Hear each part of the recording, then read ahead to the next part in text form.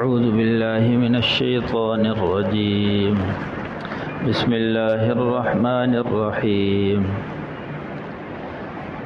ألم تر إلى الذي حاج إبراهيم في ربه أن آتاه الله الملك إذ قال إبراهيم ربي الذي يحيي ويميت قال أنا أحيي وأميت قال إبراهيم فإن الله يأتي بالشمس من المشرق فأت بها من المغرب فبهت الذي كفر والله لا يهدي القوم الظالمين. أو كالذي مر على قرية وهي خاوية على عروشها قال أنى يحيي هذه الله بعد موتها فأماته الله 100 عام ثم بعثه قال كم لبثت قال لبثت يوما أو بعض يوم قال بل لبثت 100 عام فانظر إلى طعامك وشرابك لم يتسنه وانظر إلى حمارك ولنجعلك آية للناس وانظر إلى العظام كيف ننشزها ثم نكسوها لحما فلما تبين له قال أعلم أن الله على كل شيء قدير. صدق اللہ العظیم. ان آیات کا لفظی ترجمہ ہے الم تر الی الذی حاج ابراہیم فی ربہ. اللہ تعالیٰ فرما رہے ہیں کیا تو نے نہیں دیکھا اس شخص کو جس نے جھگڑا کیا ابراہیم علیہ السلام سے اس کے رب کے بارے میں. تو اس شخص سے مراد یہاں نمرود ہے کہ نمرود نے خدائی دعویٰ کیا اور اپنے آپ کو رب کہنے لگا. تو ابراہیم علیہ السلام اس کو سمجھانے کے لیے گیا کہ بھی رب تو وہ ہے جس نے ساری کائنات کو بنایا. تو لیکن وہ دعویٰ کرتا تھا میں رب ہوں، حالانکہ ان آتاہ اللہ الملک. تو اللہ تعالیٰ نے اللہ ہی نے اس کو ملک عطا فرمایا تھا، یعنی بادشاہت اللہ نے دی، اور پھر اللہ کی دی ہوئی بادشاہت میں اس نے خدائی دعویٰ کر لی، اللہ کے مقابلے پر آ گیا. تو اذ قال ابراہیم ربی الذی یحیی و یمیت. جس وقت ابراہیم علیہ السلام نے ابراہیم علیہ السلام نے اسے کہا کہ ربی الذی یحیی و یمیت، میرا رب تو وہ ہے جو زندہ کرتا ہے اور موت دیتا ہے. قال انا احیی و امیت. نمرود کہنے لگا یہ تو میں بھی زندہ بھی کر سکتا ہوں اور مار بھی سکتا ہوں. تو اس ظالم نے 2 قیدی منگوائے. تو جس کو رہا کرنا تھا اس کو مار دیا، اور جس کو مارنا تھا، جس کو سزائے موت تھی، اس کو رہا کر دیا. تو ابراہیم علیہ السلام نے فرمایا میرا رب تو وہ ہے فإن اللہ یأتی بالشمس من المشرق، جو سورج کو مشرق سے لاتا ہے اور مغرب میں لے جاتا ہے. فأت بہا من المغرب، اگر تو رب ہے تو اس کو مغرب سے نکال. فبہت الذی کفر، تو حیران ہو گیا وہ کافر، یعنی لاجواب ہو گیا، کیونکہ یہ سورج پر تو اس کا کنٹرول نہیں تھا، تو اب لاجواب ہو گیا. واللہ لا یہدی القوم الظالمین، اور اللہ تعالیٰ ظالموں کو ہدایت نہیں دیتا. اصول تو یہ تھا کہ بھی اس ابراہیم علیہ السلام کی دعوت پر مسلمان ہو جاتا، ہدایت پر آ جاتا. ابراہیم علیہ السلام نے اتنی بڑی دلیل دے دی اور اس دلیل کو مان بھی گیا، لیکن چونکہ ظالم تھا، ظلم کرتا تھا، اس لیے اللہ نے اس کو ہدایت نہیں دی. دوسرا واقعہ ہے کیا تو نے نہیں دیکھا اس شخص کو مر علی قریہ، کہ جو ایک بستی سے گزرا. وہی خاویۃ علی عروشها، وہ بستی گری ہوئی تھی اپنی چھتوں کے بل. قال انا یحیی هذه اللہ بعد موتها، یہ گزرنے والے شخص حضرت عزیر علیہ السلام ہیں. ایک بستی کے پاس سے گزرے تو بستی کو دیکھا کہ وہ الٹی ہوئی ہے، یعنی وہ چھت کے بل گری ہوئی، ساری بستی بے آباد اور ویران پڑی ہوئی ہے. تو دل ہی دل میں کہنے لگے کہ انا یحیی ہذہ اللہ بعد موتہا، کیسے زندہ کرے گا اللہ تعالیٰ اس بستی کو اس کے مر جانے کے بعد، یعنی اس کے بے آباد ہو جانے کے بعد یہ بستی کیسے زندہ ہو سکتی ہے؟ سوچ رہا تھا۔ فَأَمَاتَهُ اللَّهُ مِئَةَ عَامٍ، تو اللہ تعالیٰ نے موت دے دی اس کو، یعنی عزیر علیہ السلام کو موت دے دی 100 سال کے لیے۔ ثُمَّ بَعَثَهُ، اور پھر 100 سال کے بعد اس کو اٹھایا، زندہ کیا حضرت اللہ تعالیٰ نے حضرت عزیر علیہ السلام۔ قال کم لبثت، پوچھا ہے عزیر کتنے دن ٹھہرے ہو یہاں؟ قال لبثت یوما او بعض یوم، تو کہنے لگا میں ایک دن ٹھہرا ہوں یا دن کا کچھ حصہ، کیونکہ جب وہ بستی سے گزر رہے تھے صبح کا وقت تھا، اور جب وہ دوبارہ سے زندہ ہوئے تو شام کا وقت تھا۔ تو کہنے لگے یا تو اگر دوسرے دن جا کے مجھے یعنی ہوش آئی ہے تو پھر تو ایک دن سے کچھ زائد ہے، اور اگر آج صبح ہی میں مجھے موت آئی ہے اور ابھی میں زندہ ہوا ہوں تو پھر تو آدھا دن ہے۔ تو اس اعتبار سے کہنے لگے ایک دن یا آدھا دن ٹھہرا ہوں۔ تو اللہ نے فرمایا نہیں، بل لبثت مئۃ عام، تو یہاں ٹھہرا ہے 100 سال تک، 100 سال تو یہاں رہا ہے۔ فانظر الی طعامک وشرابک لم یتسنہ، تو دیکھ اپنے کھانے کی طرف اور اپنے پینے کی طرف۔ انہوں نے اپنا کھانا بھی ساتھ باندھا ہوا تھا، اپنی سواری کے ساتھ اپنے گدھے پر سوار تھے، اور اس پر اپنا کھانا بھی باندھا ہوا تھا، تازہ کھانا، اور پانی بھی تھا ایک مشکیزے میں۔ تو اللہ نے فرمایا اپنے کھانے کو اور پانی کو دیکھ۔ تو کھانے کو دیکھا تو لم یتسنہ، وہ خراب نہیں ہوا تھا، یعنی جیسے باسی نہیں ہوا تھا، بالکل تازہ کھانا، اور پانی بھی بالکل تازہ۔ پھر فرمایا وانظر الی حمارک، اب اپنے گدھے کی طرف دیکھ۔ تو گدھے کو دیکھا تو وہ تو اس کی ہڈیاں سب کچھ فنا ہو کے، ہڈیاں علیحدہ علیحدہ، ہڈیوں کے ریزہ ریزہ ہو پڑے۔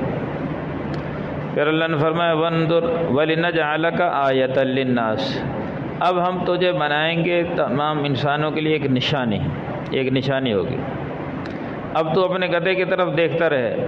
وانظر الی العظام کیف ننشزها، دیکھ اس کی ہڈیوں کو ہم کیسے ان کو جوڑتے ہیں۔ تو حضرت عزیر علیہ السلام اس کی ہڈیوں کو دیکھنے لگے۔ تو اللہ تعالیٰ نے فرمایا کہ دیکھ ہم اس کی ہڈیوں کو کیسے جوڑتے ہیں، ان پر کیسے گوشت چڑھاتے ہیں۔ تو عزیر علیہ السلام ہڈیوں کی طرف دیکھتے رہے تو اللہ نے اپنی قدرت سے ان کو جوڑنا شروع کر دی۔ جو ہڈیاں جدا جدا ہو گئی تھیں، ایک ایک جوڑ جدا ہو گیا تھا، وہ جڑنا شروع ہو گئیں، اور پھر ان پر گوشت چڑھا، اور وہ تھوڑی دیر بعد اللہ نے اس میں روح ڈال دی اور وہ گدھا تیار ہو کر کھڑا ہو گیا۔ فلما تبین لہ، تو جب ان پر یہ بات واضح ہو گئی کہ کرنے والی ذات اللہ کی ہے تو پکار اٹھے، قال اعلم ان اللہ علی کل شیء قدیر، کہ یا اللہ میں جانتا ہوں، میں خوب جانتا ہوں بے شک اللہ تعالیٰ ہر چیز پر قادر ہے۔ یہ ان آیات کا لفظ ترجمہ ہے۔ آج کی آیات میں یہ 2 واقعے بیان ہوئے ہیں، البتہ پچھلی آیات میں ان کی کچھ تشریح رہتی تھی۔ پچھلی آیت میں اللہ نے فرمایا لا اکراہ فی الدین قد تبین الرشد من الغی، کہ دین واضح ہو چکا، اب دین میں زبردستی نہیں۔ تو یہاں یہ تھوڑا سا مسئلہ سمجھنا ہے کہ زبردستی کا مطلب یہ ہے کہ زبردستی کسی کافر کو اسلام میں نہیں لا سکتے۔ جب اللہ تعالیٰ نے نہ کسی نبی کو اختیار دیا ہے کہ کسی کو زبردستی مسلمان نہیں کرنا، اللہ نے ہر بندے کو اختیار دیا ہے۔ اپنے اختیار کو، کیونکہ اللہ تعالیٰ یہ چاہتے ہیں کہ میرا بندہ اپنی محبت اور عقیدت سے میری عبادت کرے، اللہ کو زبردستی کی عبادت مقصود نہیں۔ اس لیے حکم یہ کسی کو زبردستی، اس کو دعوت دو اپنی خوشی سے عمل کرتا ٹھیک ہے، نہیں کرے تو خود اس نے جہنم کو خود اختیار کیا، کل کو اسے اعتراض نہیں ہوگا جب اس کو جہنم میں داخل کیا جائے گا۔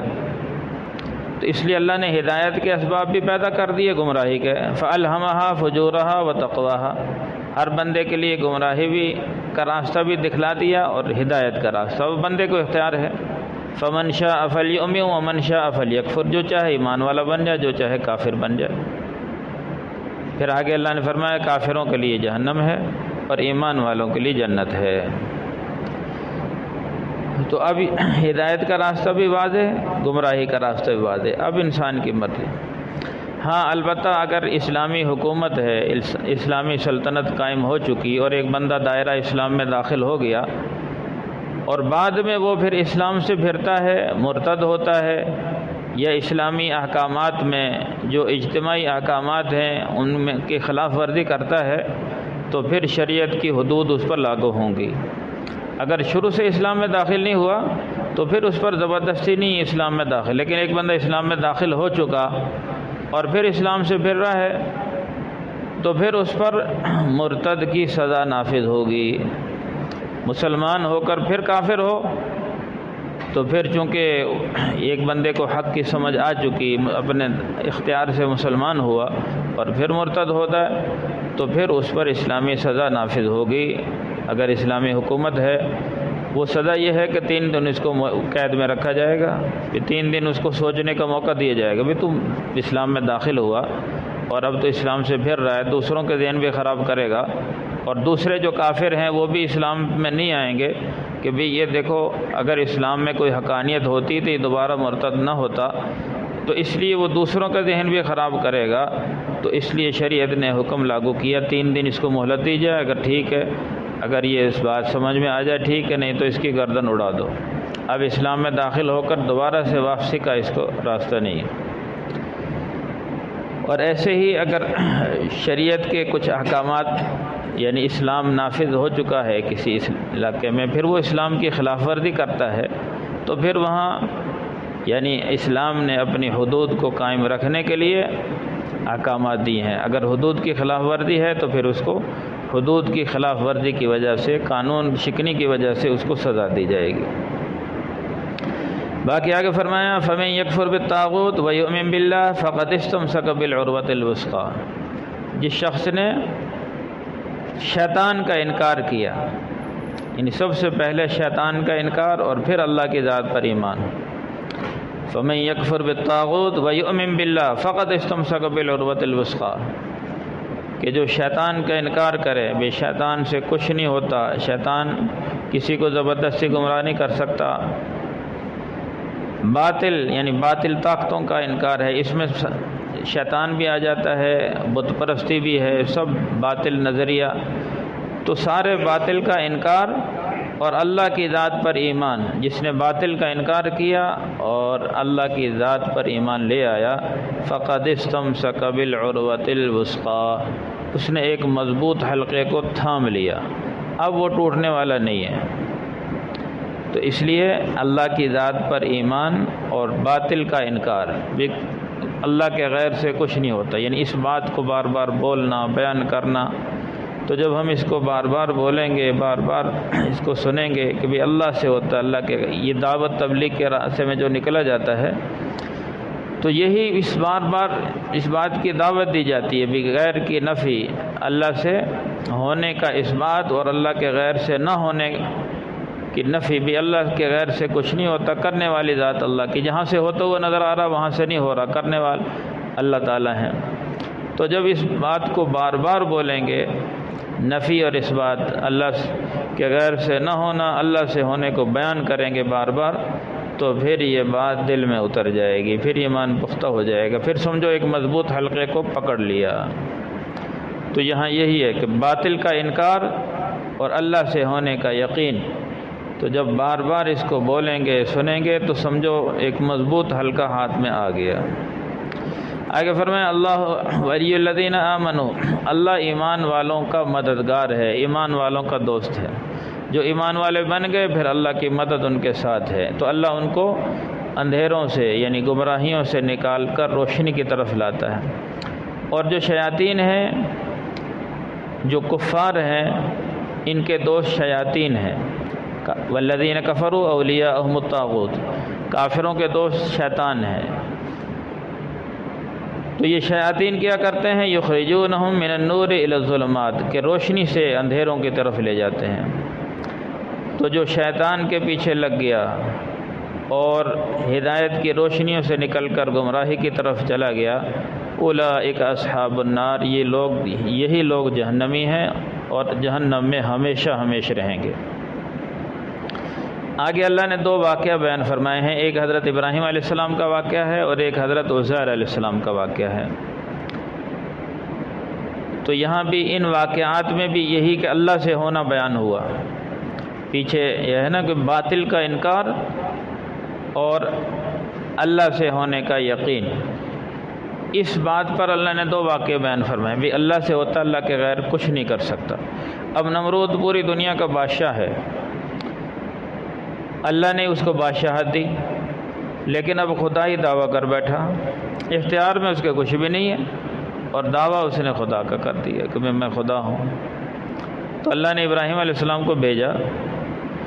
اب وہ ظالم ایسا تھا کہ اس نے ساری زمین پر قابض تھا۔ پہلے زمانے کے جو بادشاہ ہوتے تھے وہ زمینوں پر بھی قابض ہو جاتے تھے ساری۔ یہاں اب تو یہ ہے نا بھئی عوام زمینوں کے مالک ہے، صرف حکومت ایک مخصوص ٹیکس لیتی ہے، لیکن پہلے زمانے میں بادشاہ جیسے کیسر و کسرا پوری زمینوں کے مالک، عوام ساری بحیثیت مزارع کے ہوتی تھی، بھی زمینوں پہ محنت مشقت ان کو کچھ معاوضہ دے دیا جاتا، باقی سارا غلہ حکومت کے کھاتے میں۔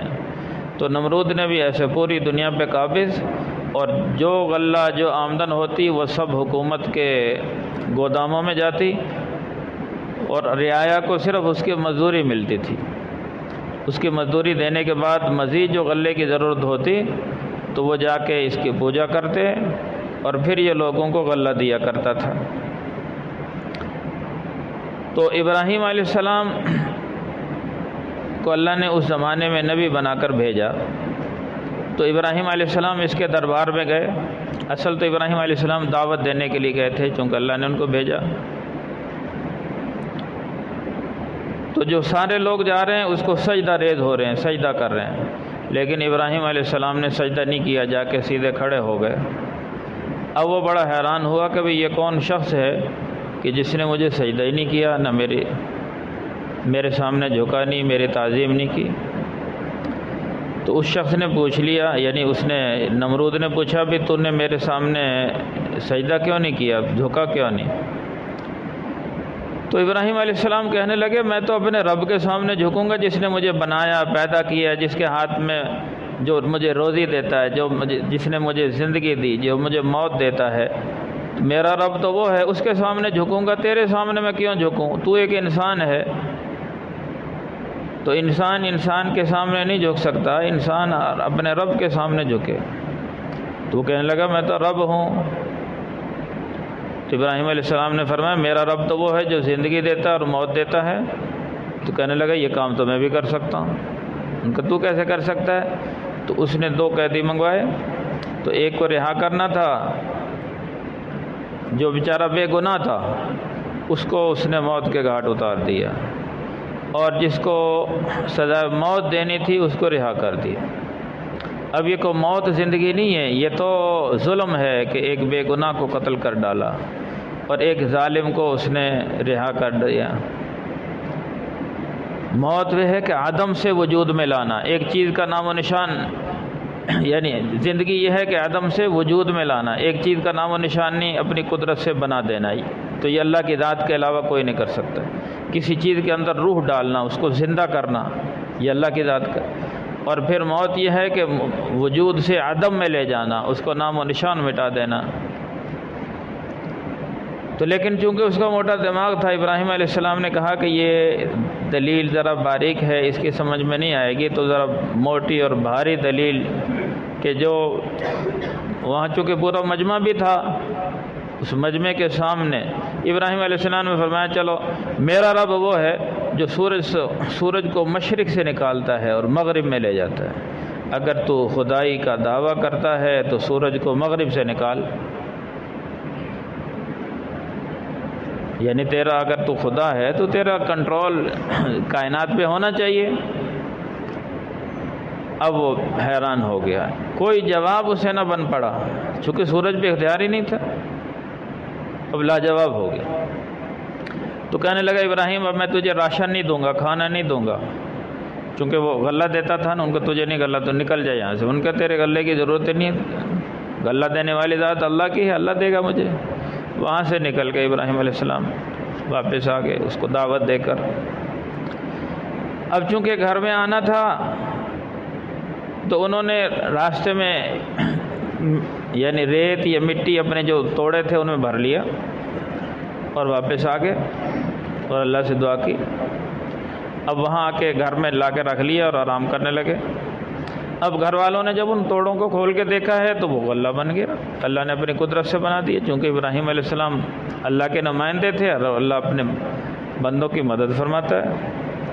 گھر والوں نے اسے پکایا، یعنی اسے پیسا اور اس کا پکایا۔ تو ابراہیم علیہ السلام سے کہا آپ کھانا کھا لو۔ ان کا غلہ کہاں سے ہے؟ ان کا آپ تو لے کے آئے ہیں۔ تو ابراہیم علیہ السلام کو یقین ہو گیا کہ بھی اللہ نے اس مٹی کا غلہ بنا دیا، چونکہ غلہ رزق دینے والی ذات اللہ کی ہے۔ تو ابراہیم علیہ السلام تو اللہ نے آخر میں فرمایا واللہ لا یہدی القوم الظالمین، اللہ تعالیٰ ظالموں کو ہدایت نہیں دیتے۔ اگلا واقعہ حضرت عزیر علیہ السلام کا، یہ انشاءاللہ کل بیان ہوگا۔ الحمدللہ رب العالمین والعاقبۃ للمتقین والصلاة والسلام علی سید الانبیاء والمرسلین۔ اللہم احسن عاقبتنا فی الامور کلہا واجرنا من خزی الدنیا وعذاب الآخرہ۔ اللہم وفقنا لما تحب وترضى من القول والعمل والفعل والنیت والہدى۔ صلی اللہ تعالی علی خیر خلقہ محمد وآلہ واصحابہ اجمعین برحمتک یا ارحم الراحمین۔